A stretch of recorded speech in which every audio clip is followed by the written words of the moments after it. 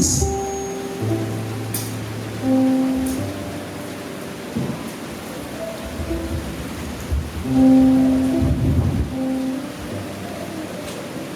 Nous lisons le Seigneur. Là-dessus, Jésus alla avec eux dans un lieu appelé Gethsémani. Et il dit aux disciples, asseyez-vous ici, pendant que je m'éloigne pour prier. Il prit avec lui Pierre et les deux fils de Zébédée, donc Jacques et Jean. Et il commença à éprouver de la tristesse et des angoisses, donc la peur. Il leur dit alors, mon âme est triste jusqu'à la mort. Restez ici et veillez avec moi. Puis ayant fait quelques pas en avant, il se jeta sur sa face et pria ainsi. Mon Père, s'il est possible que cette coupe s'éloigne de moi. Toutefois, non pas ce que je veux, mais ce que tu veux. Nous prenons le livre de l'Ancien Testament, le livre des 2 rois.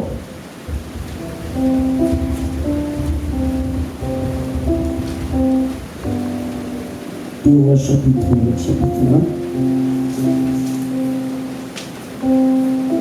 Nous allons lire à partir du verset 1. En ce temps-là, Ézéchias fut malade à la mort. Le prophète Ésaïe, fils d'Amo, vint auprès de lui et lui dit, ainsi parle l'Éternel, donne tes ordres à ta maison, car tu vas mourir et tu ne vivras plus.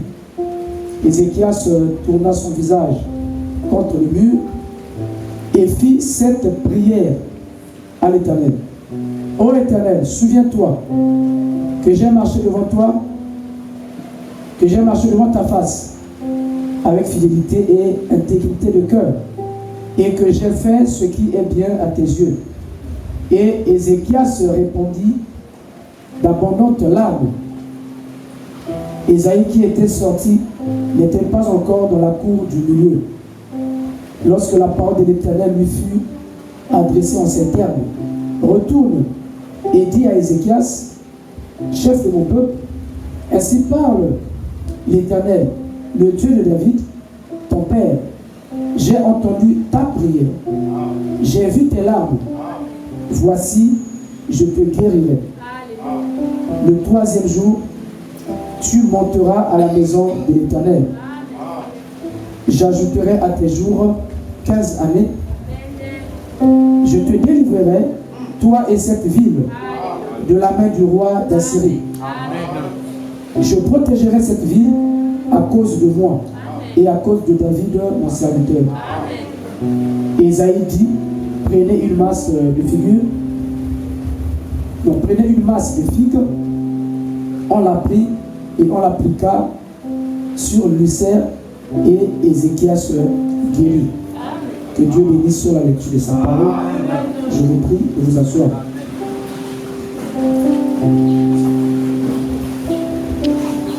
Nous allons parler sur l'impact de la prière dans le parcours chrétien. Excusez-moi. Je n'ai pas fini avec une vie d'éclat. Il me reste peut-être une séance avec ça. Je devais continuer sur cette vie d'éclat ce matin. Mais le Saint-Esprit, depuis la semaine, m'a conduit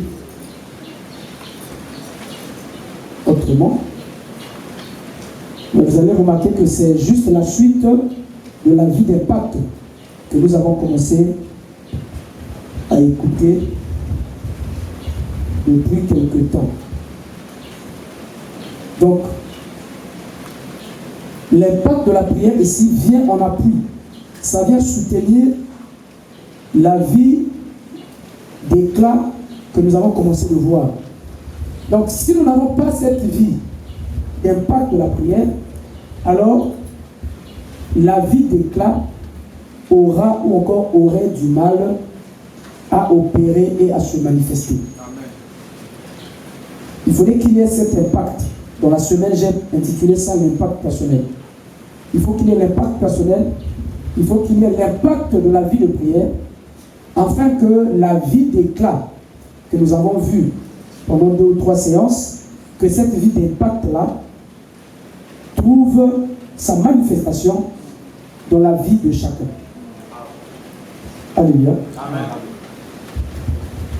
L'impact de la prière dans le parcours chrétien.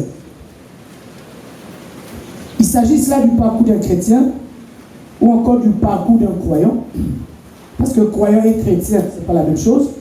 Moi, j'ai toujours fait la différence entre ces deux concepts-là. Chrétien et croyant, c'est différent. Selon les enseignements que je donne, j'établis toujours la différence entre chrétien et croyant.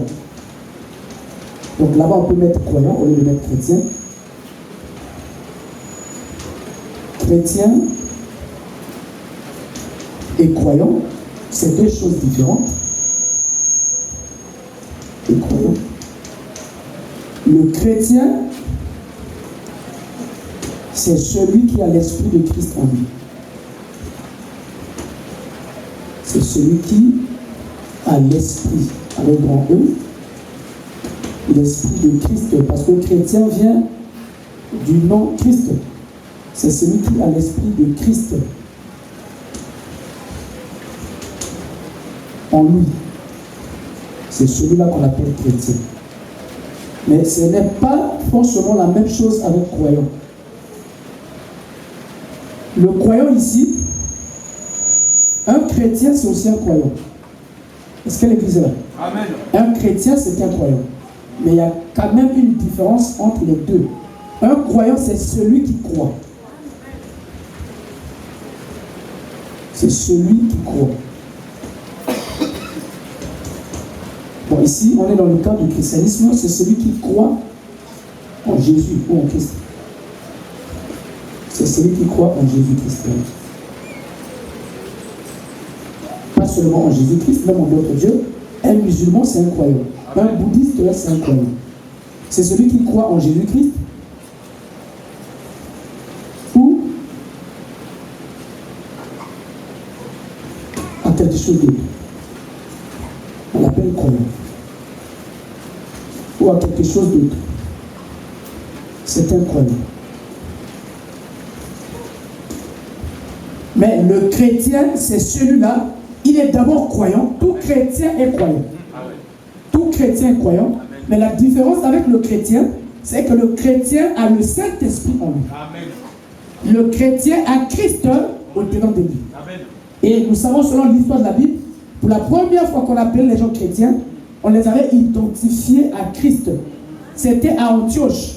Donc ces hommes et ces femmes marchaient, vivaient de la même manière, en comparaison avec Jésus-Christ qui avait vécu avant. Voilà pourquoi on les appela des chrétiens. C'est-à-dire que comme Christ. Alléluia. Donc chrétien, c'est comme Christ. C'est-à-dire quelqu'un qui a l'esprit qui était en Jésus. Cet esprit-là entrant dans un homme, alors cet homme ou cette femme devient chrétien. Mais le croyant, il peut croire, mais il n'a pas le Saint-Esprit. Tous ceux qui croient en Dieu ou en Jésus n'ont pas expérimenté la nouvelle naissance, n'ont pas expérimenté le baptême du Saint-Esprit, mais ils croyaient. Et c'est quelque chose. Donc, c'est ça la différence entre chrétien et croyant. Nous parlons ici de l'impact de la prière dans le parcours d'un chrétien ou dans le parcours d'un croyant. Croyant chrétien, bien sûr. Donc, quelle est la place de la prière? Quel est l'impact de la prière? Et parlons ici, là, de la vie d'éclat. Nous avons vu, alléluia, nous sommes en train de remarquer quelque chose, que le Saint-Esprit a attiré notre attention depuis le mercredi. C'est que nombreux qui viennent à Dieu, ceux qui acceptent la parole du Seigneur, qui croient, alors certains, sinon la plupart, nombreux ont du mal à avancer. nombreux ont du mal à voir leur vie être transformée, être née de nouveau, recevoir la puissance du Saint-Esprit. Nombreux ont du mal à vivre une vie d'éclat sur le plan spirituel et sur les autres domaines de la vie.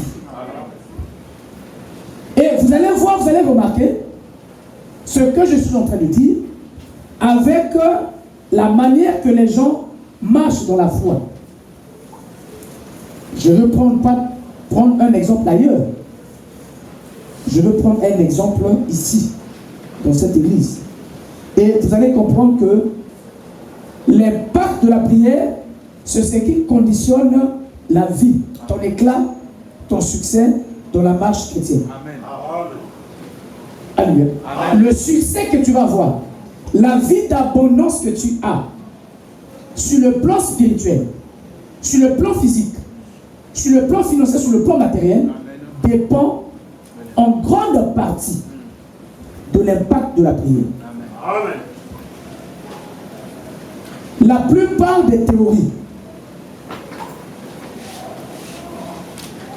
dans le développement personnel, dans la science, admettent aujourd'hui que le changement ou la transformation, même si tu veux être riche, est-ce que quelqu'un suit?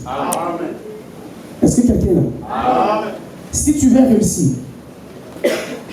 je prends le cas physique, le cas matériel pour que vous compreniez facilement. La plupart des hommes qui sont riches aujourd'hui, qui travaillent sur le développement personnel, tous tombent d'accord sur le fait que si tu veux réussir, quand il y a la spiritualité d'un côté, je prends le cas matériel. Tous sont d'accord que si tu veux réussir financièrement, si tu veux réussir matériellement, si tu veux avoir de l'éclat dans tes affaires, dans les finances, les hommes qui ont étudié sont d'accord que dans cette réussite-là, il te faut 75%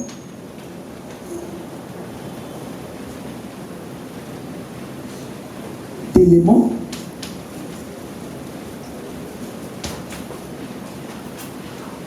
immatériels. D'éléments immatériels, ou encore 75% de force, voilà, spirituelle. Très bien. De force spirituelle.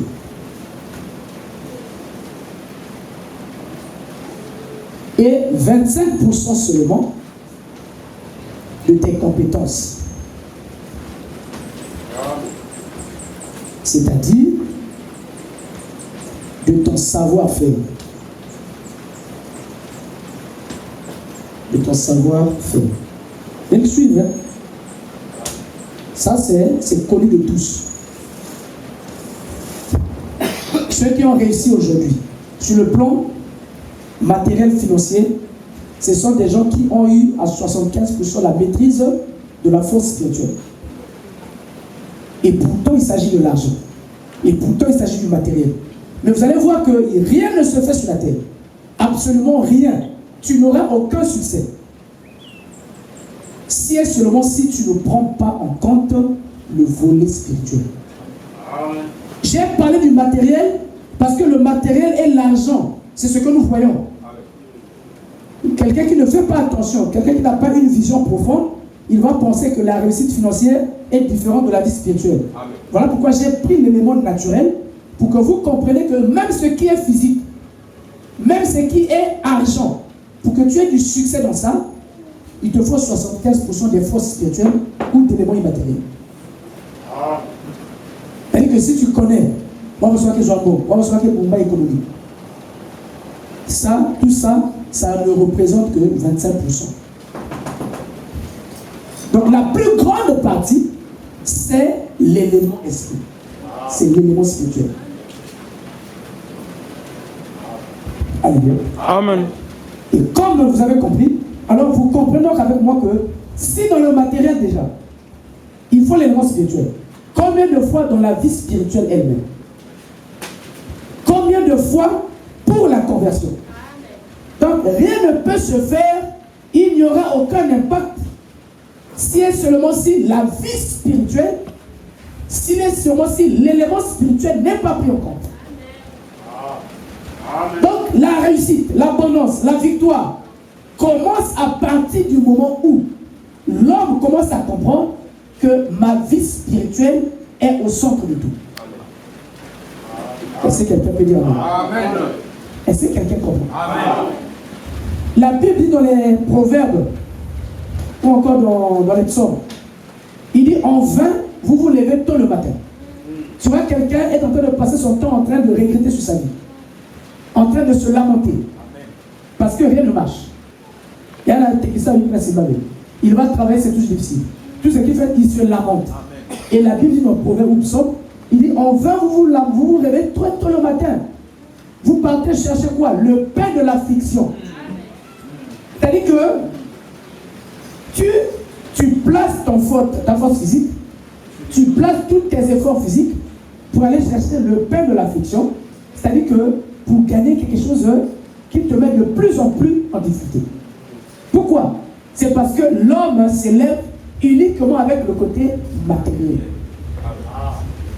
Donc l'homme pense que ce sont les efforts matériels qui vont apporter la différence. Et au fur et à mesure qu'il avance, il fait des efforts physiques, les peines et les difficultés s'accentuent. Au lieu que ça s'améliore, ça s'accentue. Pourquoi? Parce qu'il y a quelque chose qui ne maîtrise pas. Il y a un côté, le côté qui compte le plus qui ne maîtrise pas. C'est les 75%. C'est le côté spirituel. Voilà, comme vous allez voir, les gens qui ont réussi dans la richesse, essayez de rentrer en contact avec eux, vous allez voir qu'ils ont toujours un côté spirituel. Ils ont toujours un côté spirituel. Côtoyer, c'est-à-dire que celles qui camarades avec un grand footballeur, comme les Messi, les Ronaldo, les Mbappé, soient en contact avec eux. Tu vas comprendre qu'ils ont un élément spirituel. Sois en contact avec les grands hommes de science, ceux qui ont fait des grandes découvertes. Tu vas te rendre compte qu'il y a un côté esprit que eux ils ont privilégié.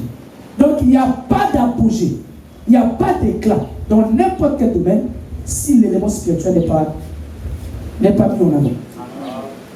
Et ça c'est l'aspect, c'est le côté où les croyants chrétiens ignorent. Ça fait 2 ans. J'ai donné un enseignement ici, très fulgurant. Ça pouvait aider beaucoup de gens. J'ai prêché sur la loi de l'attraction et la loi de la vibration. Dans l'église. Ça va faire 2 ans. Loi de l'attraction, loi de la vibration. Ça, c'est des choses qui révolutionnent. C'est des choses qui conduisent à la conversion. C'est des choses qui conduisent à la nouvelle naissance. C'est des choses qui ramènent la véritable foi. Ce sont des choses qui ramènent la puissance de Dieu dans l'homme.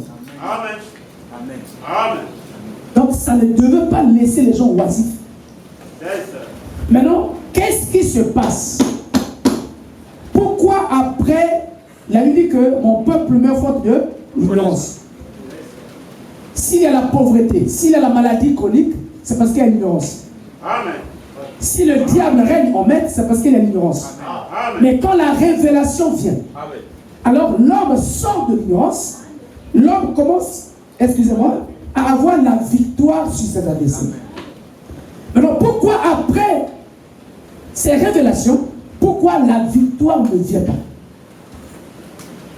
Pourquoi la victoire patine? C'est là où nous sommes ce matin. L'impact de la prière dans le parcours d'un chrétien ou d'un croyant. Pourquoi ça patine? Ça patine parce que l'Église n'a pas encore saisi la force et la puissance qui se trouvent dans la prière. J'ai pris 2 exemples dans la semaine. J'ai pris l'exemple du Seigneur Jésus-Christ. Le Seigneur Jésus-Christ, lui, il a été engendré par Dieu lui-même, par son Père. Par la parole, il n'y avait pas de péché en lui.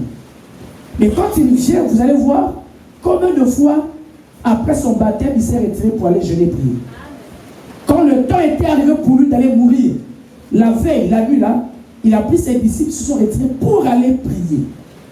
Comment lui, en qui il n'avait pas de péché, il comprenait que la prière, c'était là où il devait être en contact permanent avec le Père afin de tenir bon. Qu'est-ce qui fait pécher l'homme? C'est le péché. Amen. Donc en Jésus, il n'y avait pas de péché. Donc la chute n'était pas en Jésus. Mais malgré ça, il est rentré en contact avec le Père. Il devait rester en contact avec le Père dans la prière. Ça, c'est celui en qui il n'y avait pas de péché. Il comprenait que la victoire, le succès résidait dans le contact avec l'élément qu'il avait envoyé, avec le spirituel. Et quand nous prenons la vie du prophète William Branham, nous avons vu que c'est un homme, quand il est né de par sa naissance, il a été épargné par Dieu lui-même. L'ange a épargné le prophète William Branham de plusieurs mauvaises choses, de plusieurs souillures. Combien même en tant qu'humain, il a voulu s'entêter, malgré ce que Dieu lui avait dit, de ne pas suer son corps.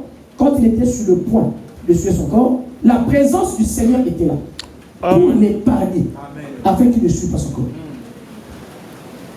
Mais malgré toutes ces choses-là, vous allez voir cet homme, ce grand prophète, passer son temps en train de prier.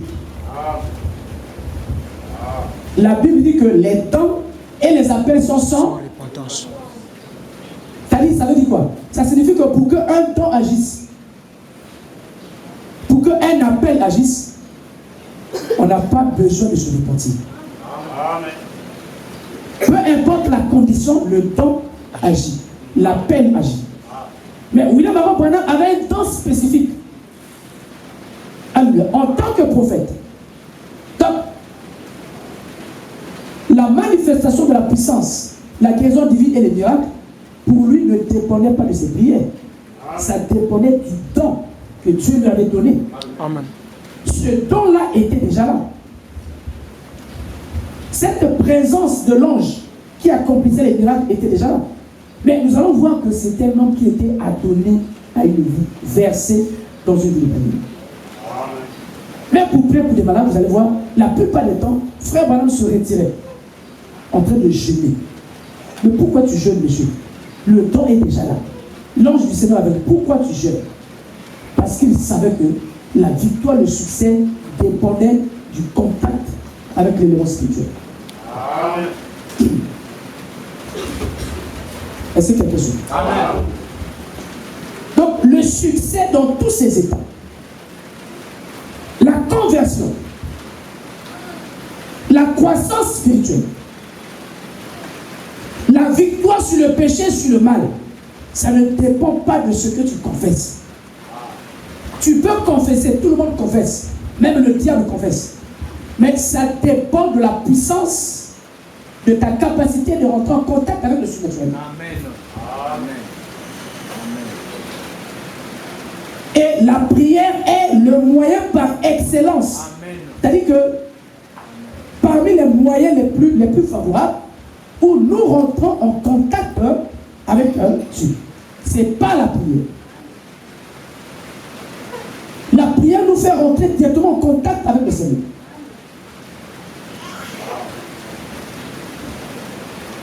Je vais lire quelque chose ici là que vous connaissez déjà, que j'enseigne ici là tous les jours. Pour que nous rentrons en contact, c'est quelque chose. En contact avec le spirituel. Pour que nous puissions avoir la victoire sur le mal, sur le monde, sur le péché, il faut que nous soyons en contact permanent avec le surnaturel. Amen. Comment rentrons-nous en contact avec le surnaturel? Le moyen, parmi les moyens efficaces, c'est la vie de prière. Amen. Amen.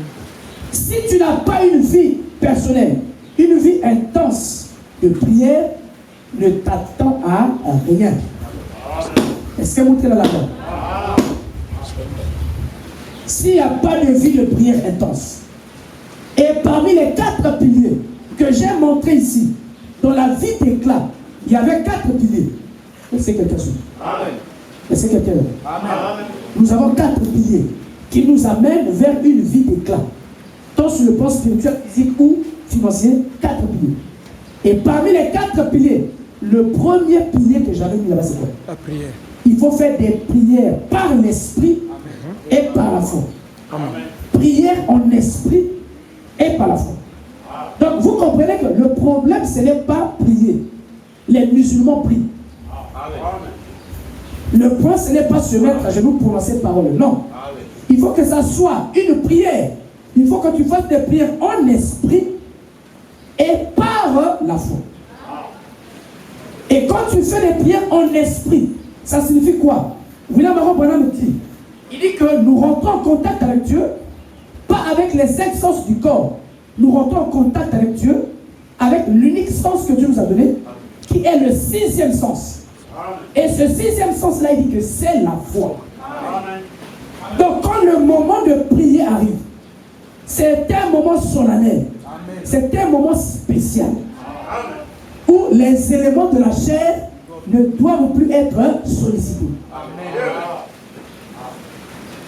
Les 5 sens que nous connaissons, qui nous permettent de rentrer en contact avec ce monde physique, quand l'heure de la prière arrive, il faut que nous rentrons, il faut que nous consultons le 6e sens. Et le 6e sens, c'est la foi. Donc il faut que nous rentrons dans l'élément esprit qui est la foi, afin que nous commençons maintenant à prier. Est-ce que quelqu'un peut dire amen? L'impact de la prière dans le parcours chrétien. Donc si pour commencer tu ne rentres pas dans l'élément esprit, tu ne rentres pas dans la foi, alors tu n'es pas en train de prier. Ce n'est pas la prière que Dieu est en train de faire. Parce que la personne que nous prions, c'est qui? Oh là là. Nous sommes en train d'adresser notre prière à qui? Et où est-ce que nous nous trouvons? Quand nous prions, nous sommes où?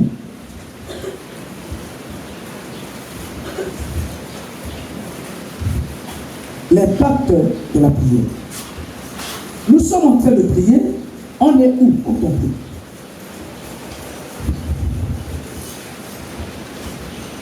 Quand nous commençons à prier, nous sommes ici. Nous sommes maintenant là. Nous commençons à prier. Or, il savait que nous sommes dans un monde de péché. Et c'est quelqu'un de suite. Amen. Nous sommes dans un monde rempli de péché. Nous sommes dans un corps de péché. Ce corps ne sera racheté qu'après l'enlèvement. C'est après l'enlèvement que ce corps est racheté. Et finalement, ce corps que nous avons ici sur la terre, ce corps nous sert à être en contact avec le monde terrestre. Maintenant, quand le temps de prier vient, il faut que nous consultons l'être qui est en nous. Esprit par foi. Il faut que nous comptons, nous rentrons maintenant en contact. C'est-à-dire que l'élément physique ici doit diminuer et c'est quelqu'un de suite. Alors l'esprit, le 6e sens, doit maintenant prendre de l'ampleur. Alléluia. Maintenant, nous sommes en contact avec les 5 sens du corps. Il y a la vue, on peut se saluer, on peut se toucher. On écoute la parole de Dieu.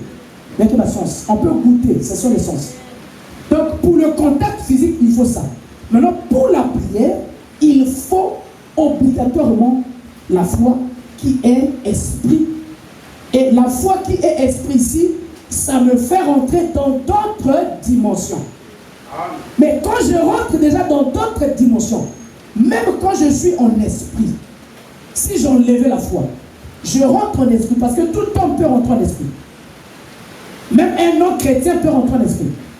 Un bouddhiste peut rentrer en esprit. Un musulman peut rentrer en esprit. Un franc-maçon peut rentrer en esprit. Toute personne peut rentrer en esprit.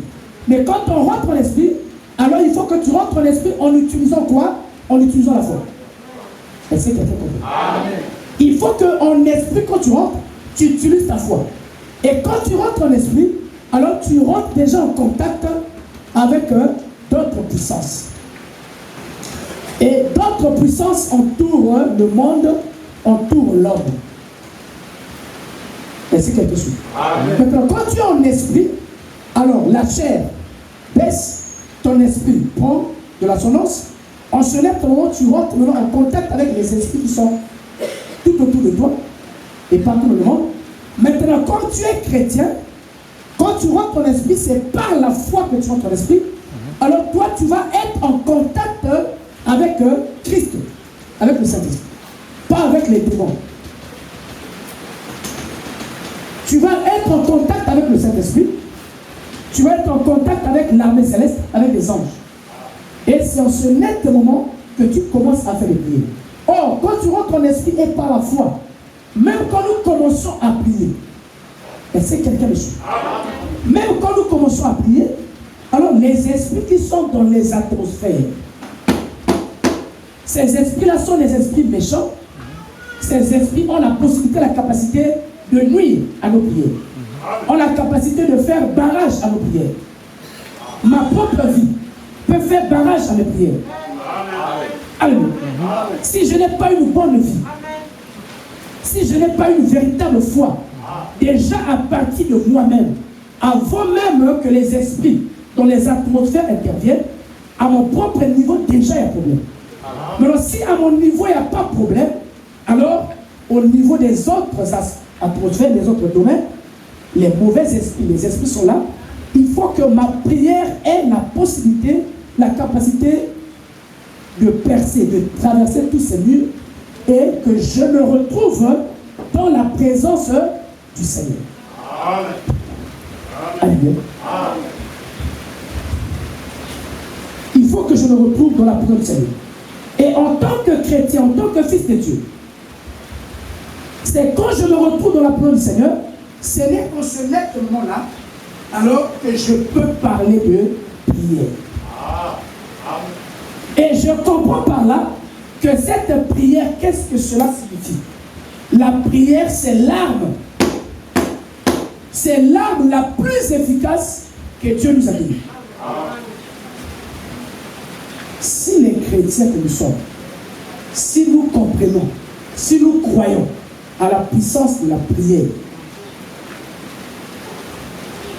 si nous nous élevons en esprit et par la foi, je n'ai pas le temps de lire mon roman. Alors nous comprendrons ce que le Saint-Esprit est en train de nous enseigner ici. Nous allons comprendre l'impact de la puissance de la prière. La prière, elle est redoutable.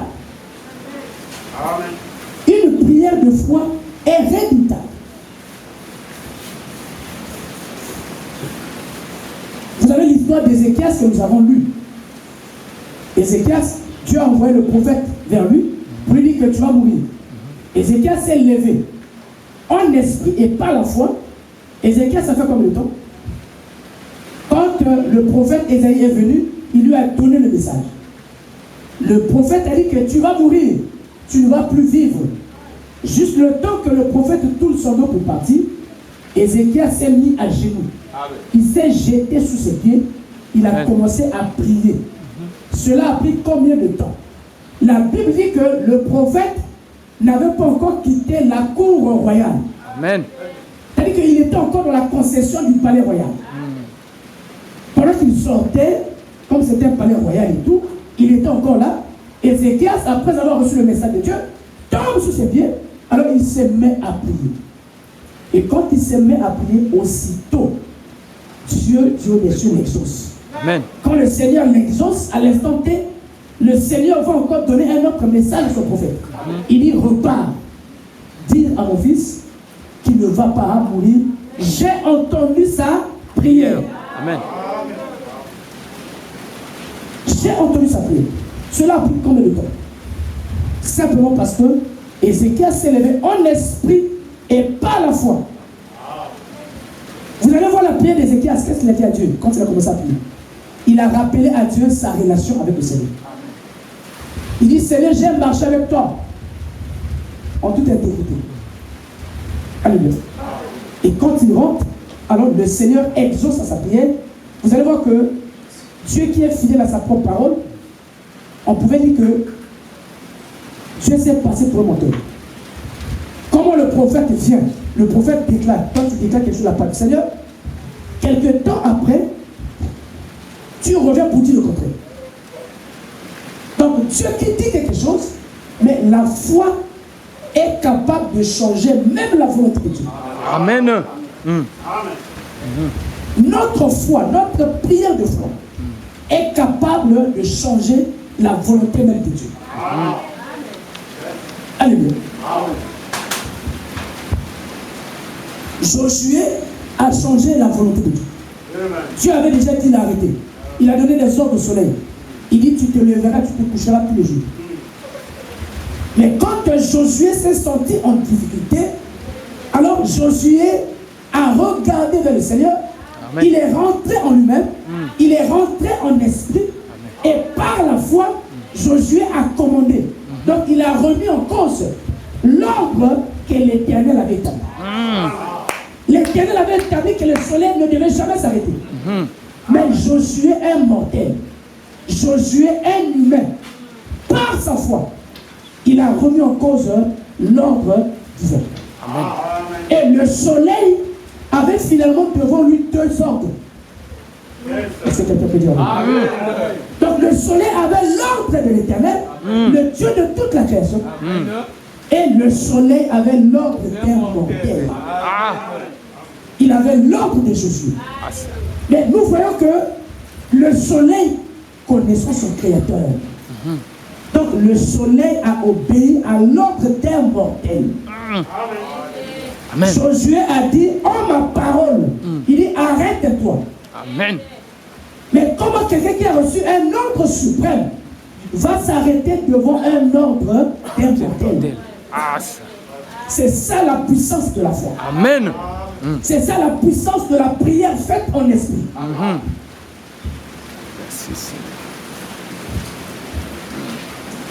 Et le soleil s'est arrêté. Au lieu d'obéir à l'Éternel, le soleil va obéir à un mortel. Il dit que tu t'arrêtes jusqu'à ce que je finisse avec ses adversaires. Alléluia. Est-ce que tu es venu pour faire des problèmes à Josué? Non. Parce que Dieu savait que Josué était une partie de lui. Josué a été créé à l'image de Dieu. Et si nous pouvons nous aussi comprendre l'impact de la prière.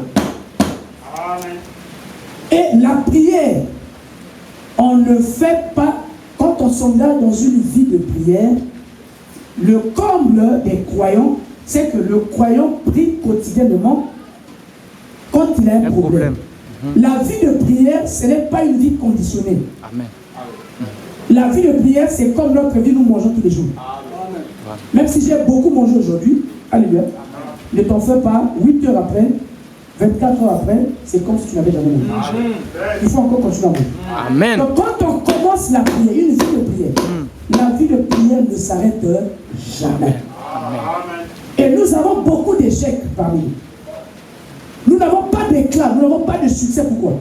Parce que nous ne pratiquons pas correctement la prière.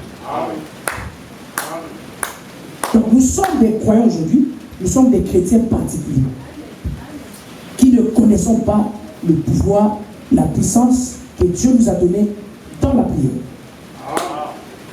Et nous avons ce que nous avons aujourd'hui. Nous avons des églises tièdes. Nous avons des églises formalistes. Nous avons des chrétiens formalistes. Des chrétiennes formalistes. Pourquoi? Parce que la prière ne suit pas. L'écoute de la parole ne suffit pas. La parole joue son rôle. La prière a aussi son rôle. Amen.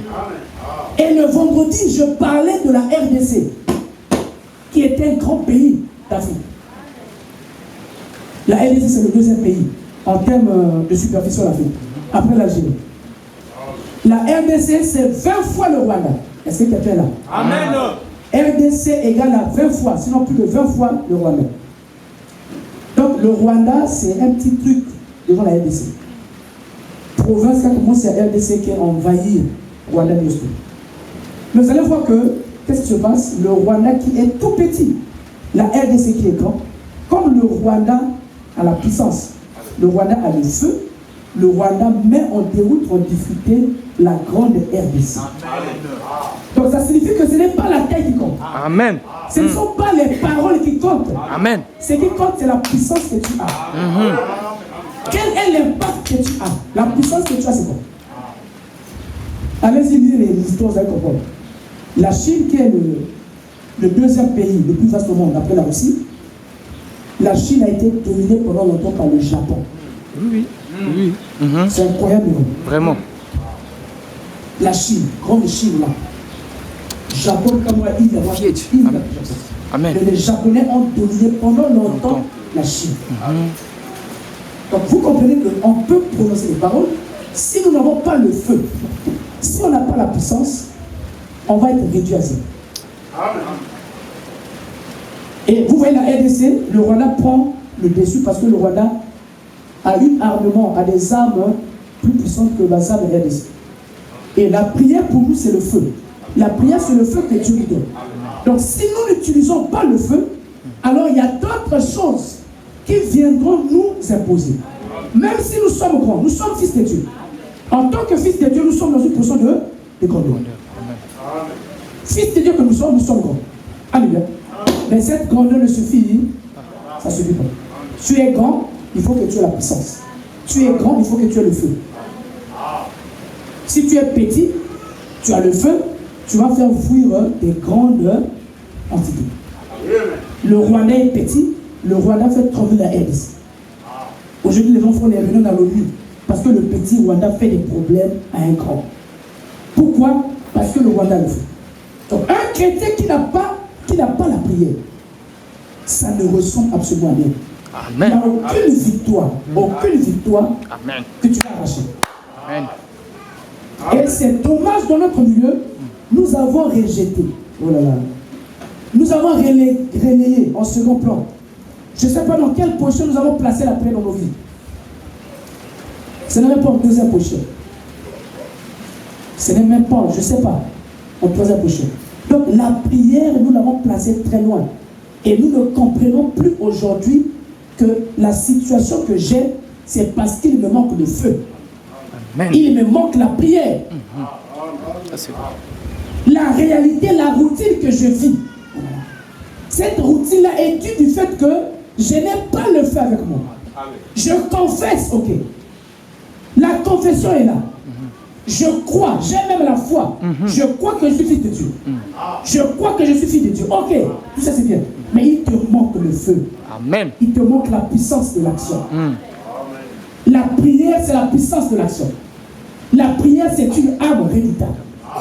Et donc, si tu n'utilises pas la prière, c'est pas possible. Il n'y a pas de victoire. Amen. Et nous voyons des gens venir. Prends le baptême. Continuez à venir.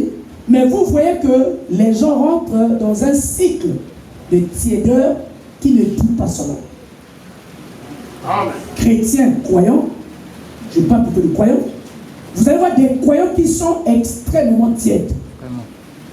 La tiédeur n'est pas due, c'est pas Dieu qui te rend tiède. Zamzaba, laisse cet esprit de cuisine à mon gars, cet esprit de cuisine. Amen. Dieu n'est pas responsable de la tiédeur.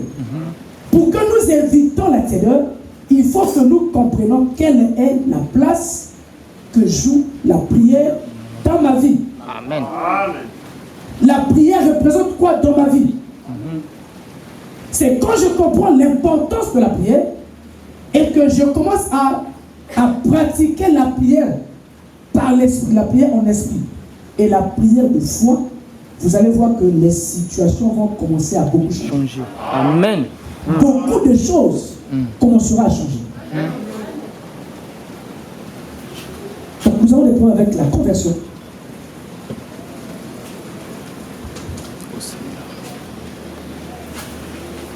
La tiédeur, manque de zèle, l'absence de la joie, l'absence de joie de façon générale et de la joie du salut, les deux.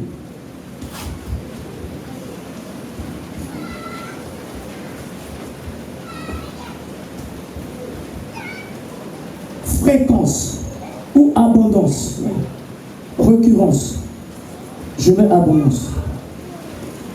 Abondance d'échecs. Donc, échec répété. Nous avons la routine. Une vie, c'est-à-dire que ça ne change pas. La routine. La routine ici, c'est dans tous les domaines. La routine sur le plan spirituel.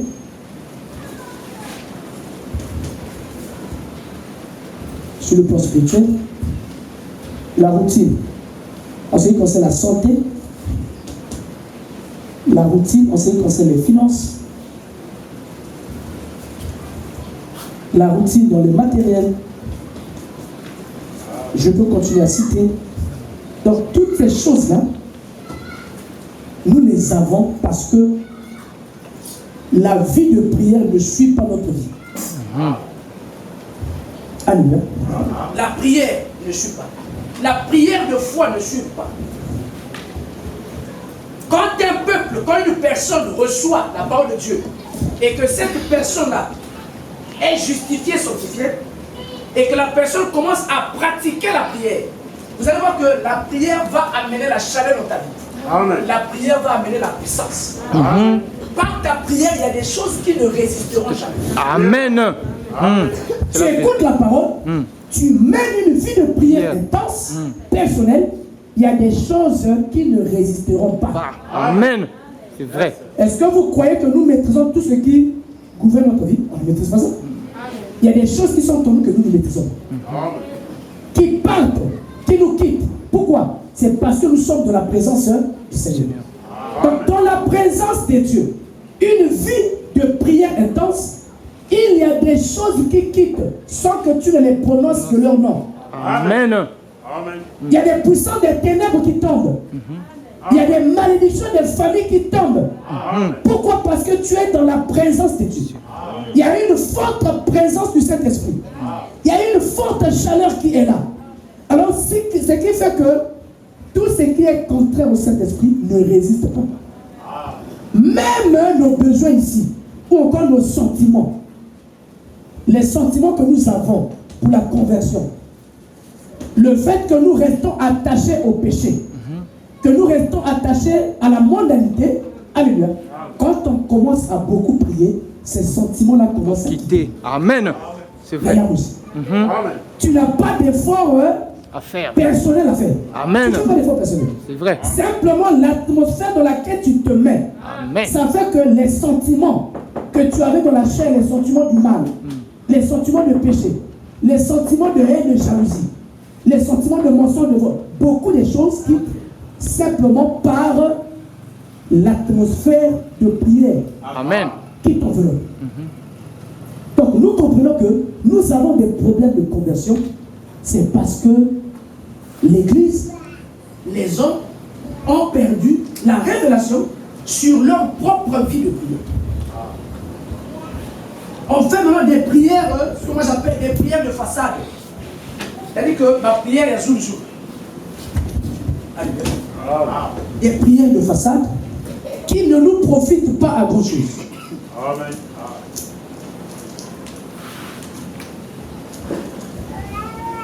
Le Seigneur Jésus est en train de montrer dans la Bible, j'en ai parlé le vendredi, il dit que quand un mauvais esprit est chassé d'une personne, quand les démons sont chassés des gens, ces démons-là partent, ils quittent les corps, ils quittent les esprits, ils quittent les âmes des gens, ils partent, mais la parole de Dieu est claire, la Bible est claire. Il dit quand ils partent, ils vont toujours, ils reviennent toujours. Tu ne peux pas chasser un démon, peu importe. C'est-à-dire que quand tu chasses un esprit, l'esprit va sauter, ça va partir, l'esprit reviendra. C'est pas moi qui le dis, c'est la Bible qui le dit. Amen. Et par expérience, j'ai compris que la Bible a raison sur ce point. Parce que les esprits que nous avons, les esprits que nous chassons, quand ils vont, ils reviennent toujours en force. Amen. Que ce soit les mauvais esprits à Bachoum, que ce soit les maladies, que ce soit les malédictions, quand ça va, ça revient toujours. Amen. Maintenant, le problème, c'est quoi? Pourquoi il y a cette vie de routine? C'est parce que le chrétien, le croyant ne sait pas que quand l'esprit est chassé, quand j'ai remis ma vie à Dieu, il faut que je maintienne la constance. Amen. Il faut que je maintienne une flamme. Il faut que je maintienne une puissance tout autour de moi. De telle sorte que les esprits qui sont chassés, quand ils reviennent, qu'ils ne puissent plus jamais avoir accès. Amen. Parce que quand tu n'es pas dans une vie de prière, quand tu es dans la vie d'à peu près, quand la prière va de pair avec une chose. Juste une parenthèse, je continue. Quand tu n'es pas dans la vie, c'est quoi la vie de prière? La prière va de pair avec une chose.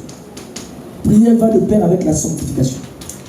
Amen. S'il n'y a pas une vie de sanctification, Amen. C'est la vérité. Ça serait une prière, des prières efficaces. Vraiment. Donc pour que la prière soit forte, pour que la prière soit puissante, il faut que toi-même que tu mènes déjà une vie de sanctification. Amen. Donc si tu n'es pas dans la sanctification, déjà ta prière n'est pas une prière forte. Amen. Ta prière ne sera pas une prière puissante. Donc la puissance de ta prière dépendra du degré d'obéissance à Dieu qui va te permettre de mener une vie sanctifiée. Amen. Amen. Et quand tu mènes cette vie sanctifiée, alors ta prière devient très forte, ta prière devient très puissante. Donc quand ces démons-là sont chassés les hommes, chassés les femmes, alors ils finissent toujours par revenir et rôder autour des gens. Amen. Est-ce que quelqu'un suit? Amen. Il est 12h02, 3 minutes. Quand ils sont chassés, ils rôdent toujours, ils sont toujours là. Et quand ils sont là, c'est pour faire quoi? C'est pour revenir. Quand ils reviennent comment? Ils reviennent en force. Ils reviennent 7 fois plus fort que la manière ou la manifestation qu'ils avaient dans cette personne. Voilà pourquoi quand tu viens, que tu es en train de tenter de marcher avec le Seigneur, il va arriver des moments où ça sera maintenant difficile pour toi, presque impossible, que tu prennes position. Amen. Parce que tu ne te rends pas compte que les esprits sont rentrés en toi en puissance. Ça c'est vrai. Mais tu as toujours en toi l'envie. Ça, tu as pris sa vie. Alléluia. Le diable n'a jamais défendu une personne d'aller dans une église. Oui. Amen. Satan va toujours te permettre d'aller dans une église. Amen. De toutes les façons, le diable lui-même il sait. Dans son conseil, il sait. Quand il fait ses rapports, il connaît. Il connaît qu'aujourd'hui, 95-97% des églises sont entre ses mains. Amen. Donc aller à l'église pour le diable, ça c'est... Au contraire, il va te permettre d'aller dans une église. Amen. Parce qu'il sait que c'est lui-même qui règne là-bas. C'est lui qui règne au maître. Amen. Dans la plupart des églises, 90% c'est tout. C'est-à-dire que avoir 10% des églises, que le Saint-Esprit que Jésus conduit, c'est trop. Amen. Je lève ma main droite. C'est trop. La plupart des églises sont sous le contrôle de Satan. Amen. La plupart.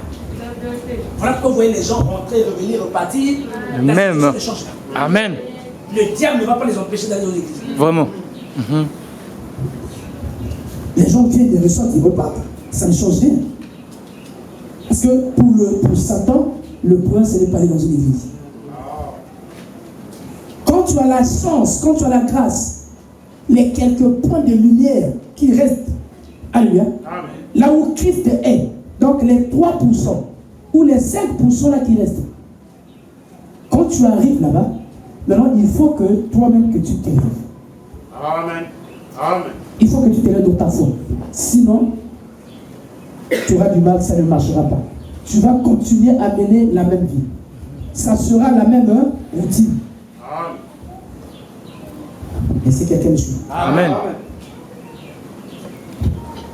Donc, dans cet impact-là, il faut que tu t'élèves. Et quand tu t'élèves dans la prière, tous ces points ici que nous avons évoqués, c'est de là que viendra la vraie conversion. La tiédeur va partir. L'absence de joie. Tu auras vraiment la joie du salut. Et la joie. La multitude d'échecs que tu avais. Les échecs vont commencer à quitter. Il faut maintenant dire que quelqu'un a beaucoup d'échecs parce qu'il n'est pas baptisé du Saint-Esprit. C'est ce que le prophète dit. C'est pas moi qui le dis. Il dit quand le Saint-Esprit vient, le Saint-Esprit commence à te donner une vie de victoire. Amen. Les échecs répétés signifient que le Saint-Esprit n'est pas là. Amen. Amen. Donc, je suis en train de dire, je reviens sur ce que je disais pendant que je termine. Quand les esprits sont chassés, ils reviennent en force. Quand ils reviennent, alors ils sont en train de rôder, ils sont autour de toi. Si tu commences à mener une vie forte de prière, ils vont s'éloigner au fur et à mesure. Mais alors, si tu n'es pas dans la chaleur de prière, les esprits viennent, ils rentrent en toi. Mais ils rentrent 7 fois avec 7 fois plus de force qu'avant, mais tout en gardant en toi l'envie d'aller à l'église. Ça ne va pas enlever en toi le discours de l'église. Le discours de l'église sera là. Le discours religieux sera là, mais tu es 7 fois moins fort qu'avant. Parce que les mauvais esprits qu'on avait chassés, qui sont partis, il est revenu avec un renfort des démons 7 fois plus fort. Quand ils arrivent à rentrer en toi, toi tu deviens 7 fois moins fort qu'avant. Voilà pourquoi ça devient maintenant difficile pour toi de retrouver même le niveau que tu avais avant. Vraiment. Tu vas continuer à venir à l'église, mais tu vas te rendre compte que tu as maintenant de plus en plus mal. Mal. Amen. Ça, c'est vrai. Voilà pourquoi même la médecine va que ça, même pour moi, manga qui dit qu'il dit. Et c'est quelqu'un suit. Amen. Si il y a un manga qui dit, il y a un manga mingi, même la guerre, voilà, si il y a un manga, elle va dire un bon. Ça veut dire qu'il nous donne s'habituer à manga. Pour moi, manga, c'est vraiment une nécessité qu'elle. Donc, nous tous qui va habituer à manga, quand tu prends le médicament, il y a quelqu'un qui fait. Donc, quelqu'un qui vit dans une vie de péché, qui ne remet pas totalement sa vie à Dieu, mais qui vient quotidiennement écouter la parole de Dieu, il y a les coups nous vacciner contre la vérité. Vraiment. Même les paroles qu'il va dire prêcher, il y a qui vont dire l'efficacité. Amen. Il y a des coups, un habitué. Donc il sera un habitué de la parole. Vraiment. Il vient, il écoute les vérités, il écoute la puissance de Dieu, il repart, il continue à mener sa vie. Vraiment. Donc la parole de Dieu perd l'efficacité dans sa vie. Vraiment. Pourquoi? Parce qu'il s'est habitué avec ça. Il n'a pas pris position. Les esprits qui étaient chassés sont revenus en puissance, l'ont affaibli. Il n'a pas eu la possibilité de se redresser, de se relever, de faire partie de ces esprits-là. Il n'a pas eu le temps de mener une véritable vie de prière. Amen. Et vous voyez la personne, il est au milieu de vous, mais il devient de plus en plus faible. Il devient de plus en plus indifférent. Vraiment. Il est toujours là, mais de plus en plus indifférent. Amen. On chasse les esprits, des malédictions de famille. Ces malédictions-là partent, vous voyez le changement, la transformation de la vie des gens. Mais quand la personne est persévérante dans la prière, vous allez voir que ça revient. Quand ça reviendra en force. C'est là où vous voyez que les pasteurs, nous transportons des charges compliquées. Vraiment. La charge est compliquée. Parce que quand tu as un peuple qui t'écoute, qui suit, alors ça t'allège. Le Saint-Esprit opère, le Saint-Esprit agit. Amen. Mais quand on se retrouve dans des situations où la main de Dieu agit, mais que l'homme ou la femme ne suit pas, et que ces mauvaises choses-là reviennent en puissance, alors ça met en difficulté la machine. Ça devient difficile. Voilà pourquoi il faut que chacun comprenne quelle est la portée de la vie de prière. Et il faut que tu te lèves dans la prière. Il n'y a jamais eu de chrétien sans prière, ça n'existe pas. Jésus-Christ lui-même a prié. Le frère Branham priait. Comment nous on va se lever en tant que chrétiens sans prier? On va faire comment? On va passer par où pour réussir sans la prière? Nous allons faire quel type d'exploit sans prière? Ça n'existe pas. Comment des gens qui sont baptisés et qui marchent avec le Seigneur pendant du temps, mais qui n'expérimentent pas la vie de prière, qui n'expérimentent pas la méditation? C'est normal qu'il y ait des gens fatigués au milieu. Je n'ai pas voulu parler de la louange quand je suis monté. C'était pour ne pas que je sois désaxé. J'ai voulu garder le cap pour que je rentre dans ma prédication. Quand vous avez des gens qui prient, ça se fait sentir. Amen. Ça se fait sentir. C'est vrai. Quand quelqu'un prie, hein, même quand il sort de chez lui, quand il a fini de prier, si un basique n'engage, vous allez sentir qu'il y a quelque chose, il y a une gloire qui l'enveloppe. Ça, c'est vrai. Quand il sort de la prière. Et si on menait cette vie régulière de prière,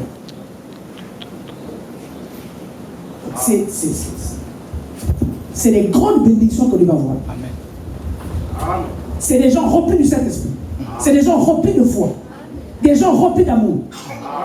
Des gens zélés. Des gens zélés. C'est-à-dire, quand vous voyez les gens, quand ils tiennent un culte, vous sentez ça dégage le zèle. Amen. Vous sentez que la joie est en train de se dégager. Amen. La joie se dégage. Amen. Mais quand vous tenez des cultes où les gens sont morts, où les gens sont affaiblis, où les gens sont attristés, les gens ne comprennent pas à qui ils rendent l'adoration. Vraiment. Ça montre l'état d'esprit, l'état spirituel des gens. Il n'y a pas de vie de prière. Il n'y a pas de communion. La communion avec Dieu n'est pas là. Quand on a fini de prier, même quand tu as faim, même quand tu n'as pas mangé, il y a une joie qui t'accompagne. Même quand les poches sont vides, quand tu sors d'une prière en esprit, ton esprit est léger. Amen. Même quand tu parles avec quelqu'un, tu transmets l'amour. Tu transmets la grâce. C'est la vérité. Amen. Donc vous comprenez que il faut que chacun reprenne avec la vie personnelle de prière. Amen. Je montrais, tu ne peux pas être un chrétien. Depuis que quoi même jeune et un jour, moi ça me ça. Jeune et un jour, moi ça me ça. Tu ne connais pas ce que signifie la consécration. Ça n'existe pas. Ça n'existe pas. On ne peut pas être un être spirituel. On ne peut pas être chrétien. Chrétien signifie que il y a le côté naturel et le côté de l'esprit. On ne peut pas être un chrétien, ne pas expérimenter la consécration. C'est faux. Si tu es chrétien, il faut que tu expérimentes ça. C'est une expérience personnelle avec le Seigneur. Une expérience personnelle. Mais comment tu as des problèmes quand tu viens à Dieu? Tu as des problèmes avec ta conversion. J'ai montré les deux types de cœur qu'il y a. La personne sent qu'il a des problèmes à avancer. Mais cette personne-là ne se met pas en prière. Mais qu'est-ce qui va t'aider pour que tu ailles plus loin? Mais c'est ta propre prière. C'est ton engagement personnel. Quand tu t'approches du Seigneur, tu te rends compte qu'il y a encore des choses qui ne vont pas. Il y a des choses qui vont très mal dans ta vie. Tu sens que le Saint-Esprit n'est pas là. Tu sens qu'il y a encore le vieil homme. Le vieil homme commence à agir. Mais c'est ça qui conduit les gens dans une vie de prière. Tu commences à prier. Tu commences à importuner le Seigneur dans la prière. Afin que le vieil homme meure de plus en plus. Ce n'est pas le pasteur qui viendra prier pour toi. Moi, j'ai ma part de responsabilité à faire. Vraiment. Mais toi, tu as aussi ta part et la grosse partie te revient. Amen. Mais pour ta conversion, il faut que tu te mettes au travail. Amen.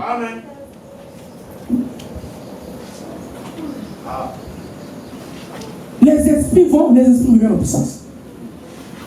Et l'homme, l'église devient affaiblie.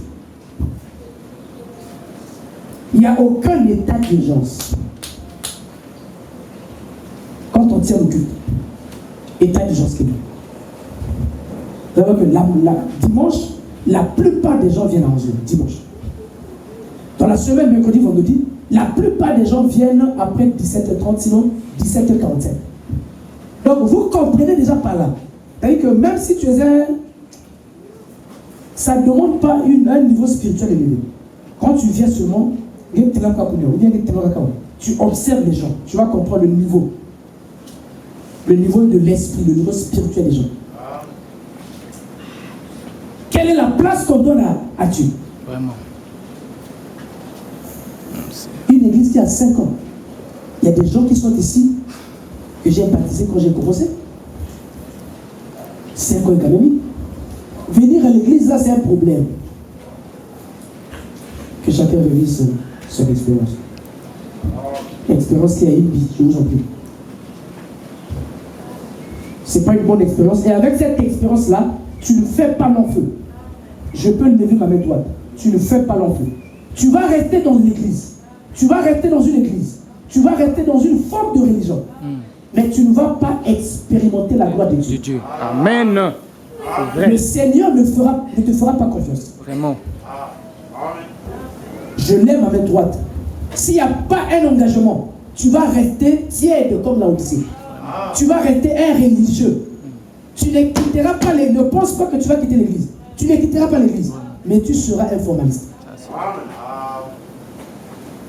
Tu deviendras un formaliste. Tu seras un frère du message. Tu seras une soeur du message. Tu ne porteras plus les pantalons. Tu ne mettras plus les verres. Et toutes ces choses-là que les hommes ne font pas, tu ne vas plus le faire. Vraiment. Mais tu vas rentrer dans une forme de religion. Parce qu'il y a la puissance, le côté esprit de manque. Ce feu-là, il n'y en a pas. Il n'y a pas de feu. Et ça fait rentrer dans la tiédeur. Le pasteur n'est pas un...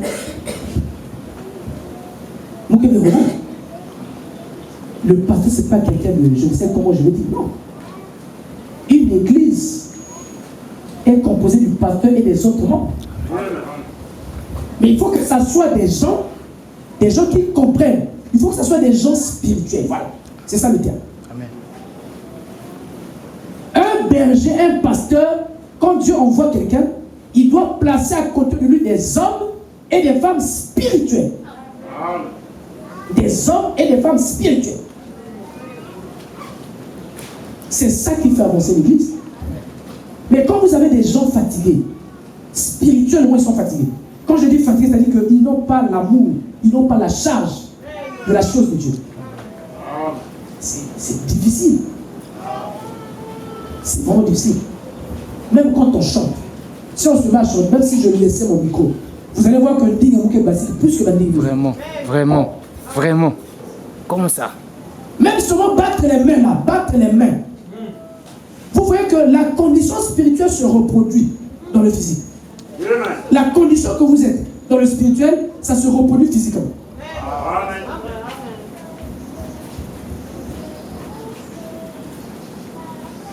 Une cuisine à 17h pile, 17h05. C'est vite. Il y a des moments où à 17h, c'est moi qui ouvre l'église. Ces derniers temps, souvent c'est la soeur Natacha. Puisque le frère Gédéon et le frère Elvin, ils travaillent, finissent un peu en retard. C'est souvent la soeur Natacha, frère Chastel ou bien la soeur Sabé qui ouvre l'église. Mais il y a des jours quand vous venez 17h pile, ici là c'est fermé. Mais le culte commence à 17h pile. Quand le conducteur de chant monte ici, à 16h30, c'est de toutes les façons, quand on commence un peu à attendre, c'est 16h30. Sinon, on peut commencer à 16h40, 16h45. Et même quand il monte à 16h40, c'est une personne. Vous comprenez l'état d'esprit des gens. Les gens sont dans une tiédeur incroyable. Ils sont rentrés dans la forme. Fille à prière, fille à quel niveau, il n'y a pas de feu. Chacun s'élèvera, il va te menacer, il va te vaincre. Amen. Comme on fait pour l'aider. On va te vaincre parce que tu n'as pas de feu. Amen.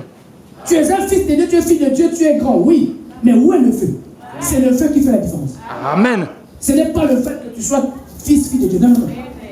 Tu es fils et fille de Dieu, Dieu t'a fait de toi. Dieu a fait de toi grand. Dieu a fait de la RDC naturellement grand. Mais comme tu n'as pas le feu, le monde, la religion va piétiner sur toi. Le morceau de pain va piétiner sur toi. Vraiment. Morceau de pain. Les intestins, le ventre va piétiner sur toi. Sato. Toutes Amen. ces choses-là piétineront sur toi. Amen. Le péché, la forme va piétiner sur toi. Tu n'as pas le feu pour riposter et vaincre. Vraiment. Il n'y a pas la prière. Amen. Quand tu avances par la prière commence à décompter les choses. Tu vois que le zèle commence à revenir. Amen. Quand on prie beaucoup, le zèle revient. Quand on prie beaucoup, la charge revient. La charge pour l'œuvre du Seigneur revient. Quand on prie beaucoup, on commence à beaucoup prier. Alors tu commences à sentir, Dieu commence à te parler. Des choses que tu ne pouvais pas voir avant. Alors Dieu commence à te montrer ça. Et ça commence à te redonner la foi. Ta foi commence encore à grandir. ta foi commence à vivre. Pourquoi? Parce que tu t'es levé et tu commences à mettre, à utiliser le feu. Et le feu, c'est une vie de prière. Amen.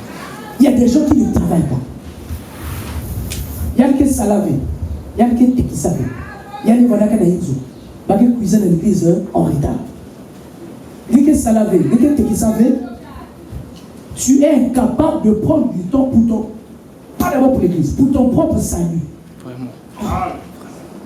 Méditer, ils n'ont pas de temps. Et ne fait rien. Donc du matin au soir, lundi, dimanche, de 7h ou de 6h jusqu'à ce qu'il tombe, il ne fait rien, mais il ne médite pas, il ne lit pas la Bible, il ne lit pas les brochures, il ne prie pas.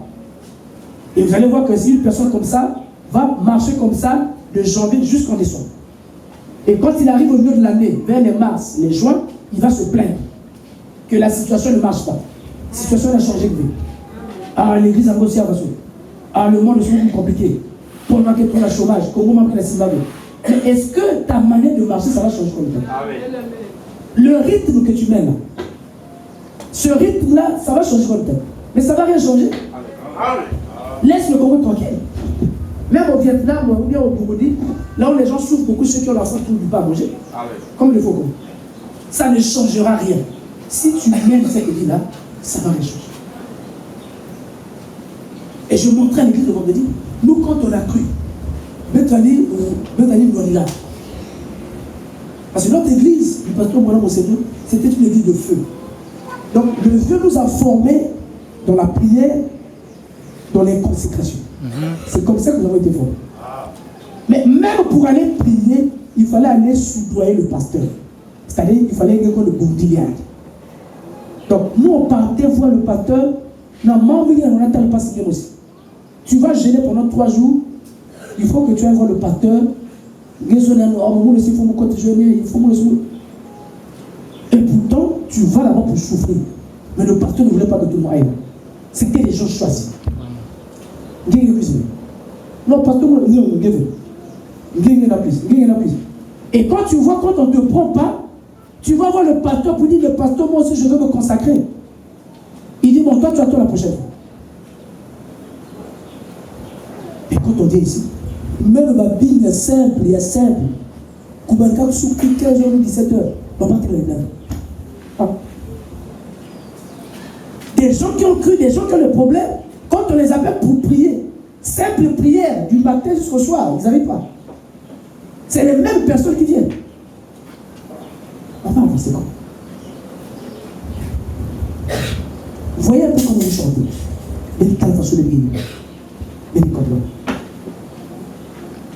Mais on devrait avoir des leaders. C'est-à-dire que quand je parle de la musique, il y a un leader qui est là. C'est-à-dire qu'il y a un frère qui est là, qui est leader. C'est lui qui forme le reste. Un frère qui est là, le leader de la musique, quand il est assis là-bas, quand on chante, il sait qu'il n'y a pas de symphonie. Il coordonne ça déjà. Le pasteur ne va pas quitter la chair, venir coordonner musique, venir coordonner tam-tam. Ça ne se fait jamais, nulle part au monde. Il faut qu'il y ait des leaders, des gens qui sont convertis, des gens qui sont remplis de l'esprit, qui sont capables de dire, frère, toi tu continues pas, toi tu t'assois. Il va voir le pasteur, il fait le compte rendu pasteur. C'est ça des leaders. Ce n'est pas des gens qui sont là, il faut tout leur dire. Même les moindres des choses, il faut leur dire. Si tu n'es pas là, ils ne savent pas ce qu'il faut faire. Alors il faut le code de la prière. Il faut une vie d'impact de prière. Pour que la prière décante la chose. Pour que la prière aide. On doit avoir des leaders. Quand vous partez ailleurs, il y a des leaders. Moi, je suis leader dans la prédication. Il doit avoir un leader dans la musique. Il doit avoir un leader dans les instruments. Il doit avoir un leader dans la où il sait avec ça là hors. Il y a des leaders. Et c'est lui qui coordonne les autres. Pourquoi? Parce que l'esprit, il est loin.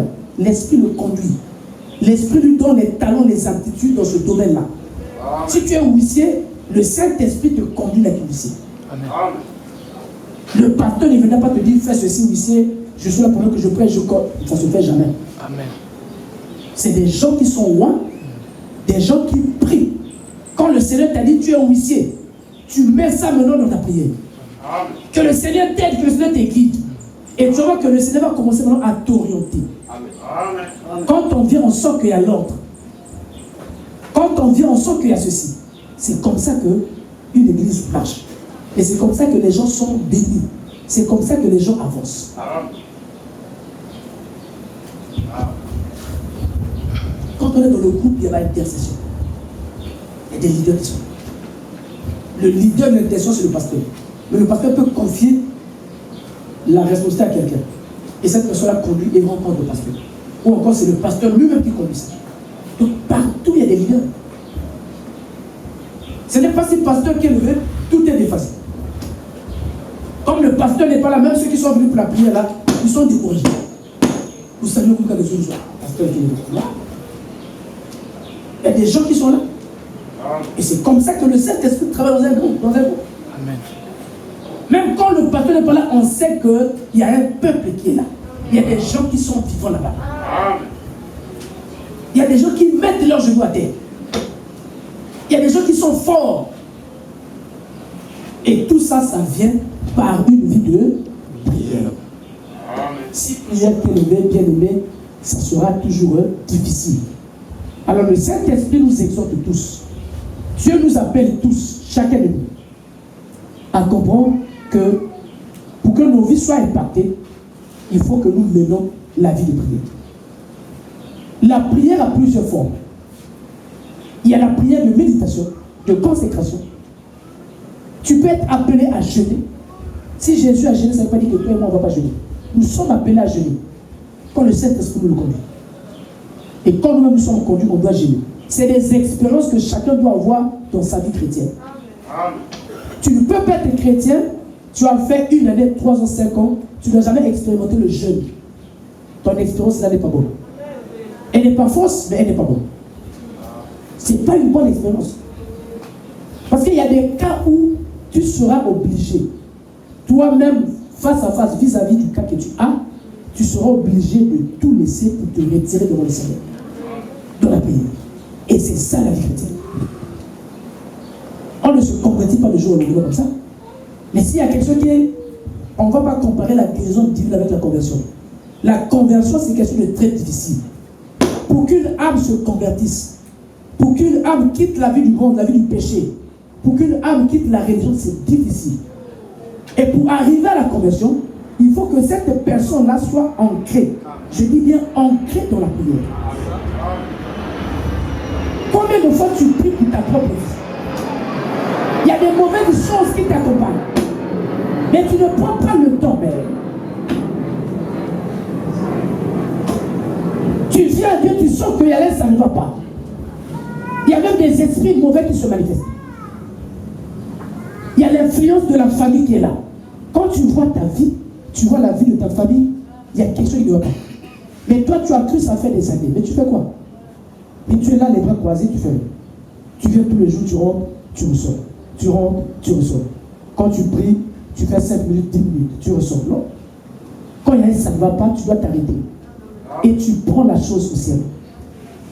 On ne se voile pas les yeux. Un chrétien ne se voile pas les yeux. Un chrétien, il a des lunettes pour...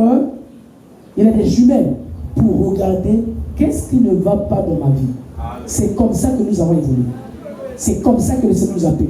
C'est qui ne va pas. Quand je te repère que c'est ce point-là qui ne va pas, je prends ce point-là, je me présente devant le Seigneur avec ça. Amen. Je dis, Seigneur, voici le point qui bloque. Amen. Tu as dit ceci dans ta parole. Tu m'as promis ceci. Tu as dit ceci. Il n'y a plus de condamnation. Il n'y a plus de force. Tout est vaincu. Pourquoi cet esprit-là résiste? C'est comme ça qu'on sait le Seigneur. Amen. Tu as visualisé ta vie. Tout ce que tu repères n'a qu'à t'ajouter la vie qui ne marche pas. Prends ça devant la face du Seigneur. Et ce n'est pas une prière légère. C'est une prière de l'esprit. C'est une prière de foi. Amen. Et c'est comme ça qu'on avance. Tu sens que tu n'as pas le Saint-Esprit. Tu prends, tu es devant la parole du Seigneur. Amen. Pour demander à Dieu la promesse qui t'a été faite. Amen. On ne peut pas venir, on se satisfait. Tu n'es pas convaincu que tu as le Saint-Esprit. Il faut que tu repars dans le Seigneur. Et ça, c'est ce qui manque. Voilà pourquoi il y a tout ce que nous avons au milieu de nous dans l'église. Il y a des cas de maladie, après, il y a rien à cas de cas. C'est à cause de ça. Et même situations qui reviennent tous les jours, il y a ça ne va pas. Que le Seigneur soit nous. Parce qu'il y avait des situations que je regardais où je me posais des questions, je n'avais pas, j'avais du mal à comprendre ces situations. C'est la semaine passée que j'ai commencé à comprendre ça. J'ai compris que les gens ont négligé une arme aussi puissante. Quand on a négligé cette arme, même si tu te dis pour toi, moi, des armes, tu auras des difficultés dans ta marche. Et c'est ce que nous avons. Fils de Dieu, fille de Dieu, mais avec des difficultés énormes. Parce qu'on a mis la prière à côté. Allez-y voir comment les AC capés. Vraiment. Ou bien le chapelet des vainqueurs. Allez-y voir comment ils font. Vraiment. C'est des gens qui passent du temps, qui passent des heures de la prière. C'est des gens qui ont un esprit révoltant. Quand ils savent qu'il y a quelque chose qui ne va pas dans ma vie, vous allez le voir, leur église, là, il y a toujours des gens là. Oui. C'est des gens qui sont toujours en train de prier. En train de prier. Mais chez nous ici, là, tout est tiède. Chez nous ici, là, les gens ne sont pas en prière. Et c'est la tiède, c'est la folie. Alors que l'ennemi, il est là en plein, il est en train de rôder, il a cerné. Je finis, excusez-moi. Je finis par là. Satan nous a encerclés. Et quand il nous encercle, puisqu'on n'a pas la puissance, le feu n'est pas là, alors nos vies sont étouffées. Amen. La vie qui est étouffée, ça veut dire qu'il y a qu'un encerclement, il y a un mauvais esprit. Les mauvais esprits sont tellement autour de nous proches que nos vies sont maintenant impactées. Donc le négatif là, ça impacte nos vies. On est là, mais tout autour de nous, très proche de nous, il y a des démons. Il y a des mauvais esprits. Vous allez voir que même ce que nous faisons dans notre vie, il y a une vie quotidienne, machin. Ça ne marche pas. Il y a des difficultés. Là encore, c'est des démons, des esprits qui ne sont pas encore rentrés, ils sont à l'extérieur. On les a chassés, ils sont à l'extérieur. Mais ils sont proches. Est-ce que quelqu'un suit? Ils ont été chassés, mais ils sont proches. Comme ils sont proches, alors leur présence impacte, influence la vie de la personne. Vous allez voir qu'il n'y aura pas de succès dans ce que la personne va faire. Quand ils sont chassés comme ça, ils sont à l'extérieur, il faut qu'ils soient maintenant de loin. Ils sont chassés, il faut que tu les gardes au loin. C'est toi qui vas les garder au loin. Tu as le rayon ici du Saint-Esprit. Tout ça, ce sont les rayons du Saint-Esprit. Par la puissance de la prière, il y a un rayonnement tout autour de toi. Il y a un rayonnement et ces démons sont chassés, ils sont chassés, sont maintenant au loin. Voilà. Ils sont au loin. Ils ne sont pas proches, c'est différent. Entre Yandia et l'amour qui est différent. Yandia, il est dans le feu. Il y a un feu qui l'enveloppe, il y a une atmosphère qui l'enveloppe. Par rapport à sa vie de prière qu'il mène, les esprits qui sont chassés sont au loin. Mais celui-là, à cause de la paresse, de la lourdeur, de la négligence, les esprits qui sont chassés sont proches de lui. Voilà pourquoi il faut que nous recherchions le rayonnement du Saint-Esprit. L'Église doit rechercher ce rayonnement. Vous allez voir que quand ce rayonnement-là est là, même dans la façon de chanter, ça va changer. Amen. Servir Dieu, ça va, c'est-à-dire qu'il n'y aura plus d'efforts. Il n'y aura plus d'efforts. Vous voyez que c'est un petit bruit ce matin. Vous voyez que les rangs sont vides. Amen. Les rangs sont vides. Parce que quand il n'y a pas la flamme du Saint-Esprit, épreuve, s'il y a que fieti, c'est difficile que les vainqueurs. Quand la flamme là n'est pas là, l'atmosphère n'est pas là, une petite épreuve, ça sera difficile que tu puisses faire ça. Une petite épreuve va toutefois te renverser, va toutefois te mettre en difficulté. Voilà pourquoi nous avons tout intérêt, chacun, de reprendre avec la prière, de reprendre avec la méditation de la parole, de reprendre avec la consécration, de reprendre avec les jeûnes. Ça, c'est la vie qu'un chrétien doit mener tout au long de son parcours. C'est comme ça qu'on doit avancer. Si la prière est là, la méditation est là, vous allez voir qu'il y aura la force qui sera là et la conversion va suivre. Le zèle va suivre. Il y a des victoires qui vont suivre. Alléluia. L'impact de la prière dans le parcours chrétien, que le Seigneur vous bénisse.